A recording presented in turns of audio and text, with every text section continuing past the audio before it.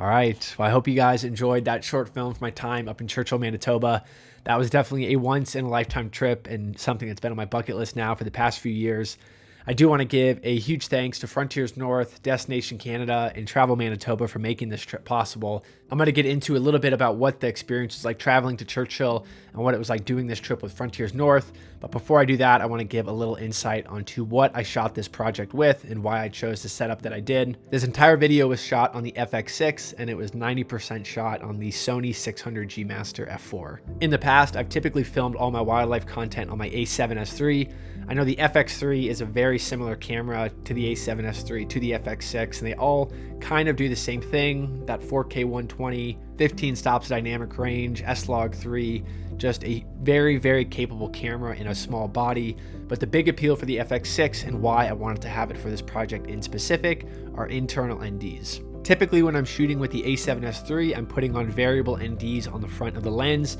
That is allowing me to get the correct shutter speed that I want without having to adjust aperture or ISO. Instead of having to deal with screwing filters on and off the lenses, you literally just press a button, the internal NDs engage, and you can fine tune your settings with just a click of a button, which is an absolute game changer.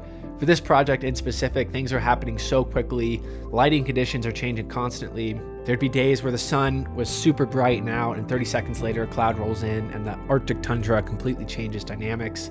And being able to just flip the switch, get my settings correct, and not miss anything was a huge benefit for a project like this.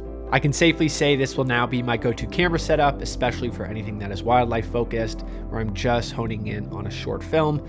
The downside of this camera, it does not have any photo capability, so that would be the benefit of going with a high megapixel camera that also has photo capabilities. As far as the lenses go, like I mentioned, this was primarily shot on the Sony 600G Master. This lens is extremely expensive, it is extremely heavy, it has its own Pelican-sized travel case if you're flying with it. It's definitely kind of a niche lens for a specific use case. This would not be something I would bring on a hiking trip or back into the wild. I guess it's kind of just personal preference for yourself. With that being said, there is a reason this lens is so expensive. It's a 600 f4 and it is by far the sharpest lens I've ever shot wildlife with, and also has incredible autofocusing capability. I also want to give a very quick spotlight to the tripod that I used on this trip. This is a new product from Small Rig with a collaboration with Potato Jet.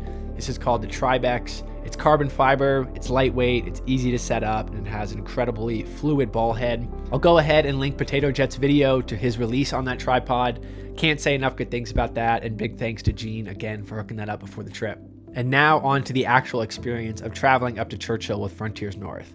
When I first started looking into going up to see the polar bears, Frontiers North immediately stood out to me for three main reasons. First is the electric Tundra buggy that they offer. Basically, to get out to the tundra, you're taking this vehicle called the Tundra buggy.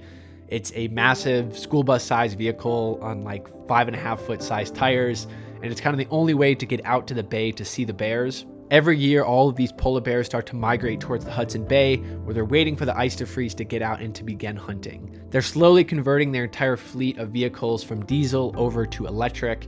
Obviously, the huge benefit of electric over diesel is the noise that the diesel makes when you're up close to the bears. The bears have kind of gotten used to the vehicles at this point, so even if you're in a diesel, you're still able to get up close to the bears. But with the electric, I think you just get more of an intimate experience with the bears. You're up close, it's dead silent, and just something about being out there, no noise other than the wind and the bears moving. It was a really, really special moment, and I think the electric Tundra buggy definitely adds to that experience. The second reason is the Tundra Buggy Lodge. With a lot of these outfitters, you're traveling from Churchill out onto the tundra just for the day and then driving back into town. But with Frontiers North, I actually stayed out on the tundra for 3 nights and 4 days, which I think just added a ton to the experience, not having to go in and out for the day, sitting down for dinner, waking up in the morning out with the bears on the tundra. Definitely elevated the experience in my opinion. The lodge itself is made up of, I think, 5 or 6 Tundra buggies. It almost feels like you're on a sleeper train. Everything is in one long line. You've got a set of bunks, you've got showers, you've got a dining hall, you've got a lounge area. You also have a rooftop deck, which is really cool at night to get up there, and they've got the whole area lit up and you can see bears walking around. I was genuinely surprised at how nice the accommodations were out on the tundra. Being able to sit at dinner, drink a glass of wine, have a 4-course meal, and look out the window to polar bears. It was definitely not how I imagined seeing polar bears my first time, but was an absolutely incredible experience. And third and final with the staff, with the expedition leaders, the Tundra buggy drivers. Everyone was incredibly friendly, informative.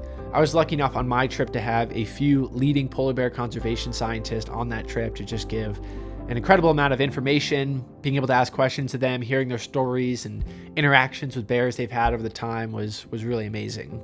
Another cool fact about Frontiers North is that they actually donated one of their Tundra buggies to Polar Bear International Scientists, and they have a mobile research station out on the Tundra. They actually have a live feed of the Tundra going on, so I'll link that down below in the description. So I thought that was very cool, the fact that they're not only allowing you and I to go out and see the polar bears, but they're giving one of their Tundra buggies every single year to a mobile research station to further learn about these bears in the wild. All in all, it was an absolutely incredible trip. I seriously cannot recommend enough traveling with Frontiers North. I'll definitely be going back up at some point with my wife, and I'd love to take my parents up there. It was such a unique experience being able to get close to these bears, and I've linked all their information down below in the description if you want to check them out. I know I've already said it, but it was really a once-in-a-lifetime trip, and big thanks again to Frontiers North for making it possible. That pretty much wraps up this video though. I'd love to hear in the comments how you guys like this format where I'm showing a cinematic sequence in the beginning, breaking down what I shot the trip with, kind of how the experience was, who I traveled with, and the outfitters I chose. If that's something you guys are interested in, I'd love to create more videos like this in the future. As always, guys, thank you for the continued support. It is truly, truly appreciated. Thank you for watching, and I'll see you in the next one.